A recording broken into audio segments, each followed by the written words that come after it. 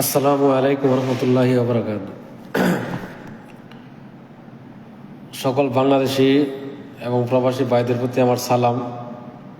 আশা করি সবাই ভালো আছেন। আমি মোহাম্মদ উসমান আপন, মালদ্বীপ প্রবাসী। আমার বাড়ি নরসিংদী জেলা, রায়পুরা থানা।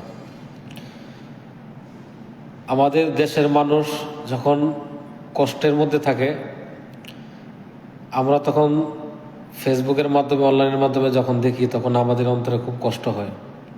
কারণ আমরাও বাংলাদেশি। বাংলাদেশের সুখ মানে আমাদের সুখ, বাংলাদেশের কষ্ট মানে আমাদের কষ্ট। বিগত কিছুদিন যাবৎ আমরা সবাই জানি, অনেক বৃষ্টির কারণে এবং ইন্ডিয়া থেকে পানি ছাড়ার কারণে বাংলাদেশের অনেকগুলো জেলা ক্ষতিগ্রস্তের মধ্যে আছে এবং আমাদের দেশের মানুষ অনেক কষ্ট করতেছে। পিছনের অনেক দিন সময় এরকম আছে, ব্যারিস্টার সুমন ভাই এবং চট্টগ্রামে মনে হয় ফয়েজ করিম ভাই, আরও অনেকে আছেন যারা বন্যার সময় মানুষের পাশে দাঁড়াইতেন এবং পাশে থাকতেন। ওনারা কিন্তু নিজের পার্সোনাল টাকা দিয়ে থাকতেন না, হয়তো কালেকশন করতেন, কালেকশন করার পর প্রবাসীদের কাছ থেকে নিতেন বা অন্যদের কাছ থেকে নিতেন, তারপর তারা বন্যা ক্ষতিগ্রস্ত মানুষদের পাশে থাকতেন।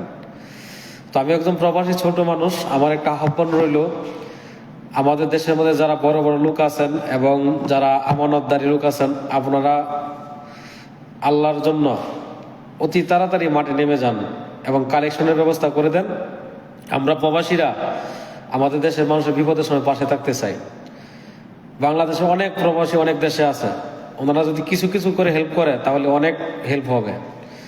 তো যেহেতু সুমন ভাই, ব্যারিস্টার সুমন ভাই, উনি রাজনীতির কারণে যে কোনো একটা বিষয়ে দেশে নাই, ফয়েজ করিম ভাই তেমন একটা আসতেছে না, বা অনেকে যারা বন্যার সময় মানুষের পাশে থাকতো, যে কোনো পার্সোনাল ব্যাপারে নিয়ে তারা আসতে পারতেছে না, তো তাদের গ্যাপটা পূরণ করার জন্য অবশ্যই অন্যরা এগিয়ে আসতে হবে। আপনাদের কাছে টাকা না থাকতে পারে, আপনারা একটু চেষ্টা করুন।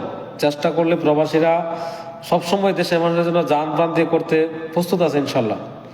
তো আমি ছোট মানুষ, আমি অনেক কথাগুলো বললাম। তো আশা করি যে যে জায়গাতে আছেন ওই জায়গা থেকে, বিশেষ করে আলেমুলামা, বড় বড় আলেমুলামা যারা আছেন, আপনারা এগিয়ে আসুন। লজ্জা নয়, বাঙালি হয়ে বাঙালির পাশে দাঁড়ানোর চেষ্টা করুন। শুধু কালেকশনের ব্যবস্থাটা করে দেন, প্রবাসীদের কাছ থেকে সহযোগিতা তোলার পর দেশের মানুষের কিভাবে ক্ষতিগ্রস্ত থেকে হেল্প করা যায় ওইদিকে একটু চেষ্টা করুন।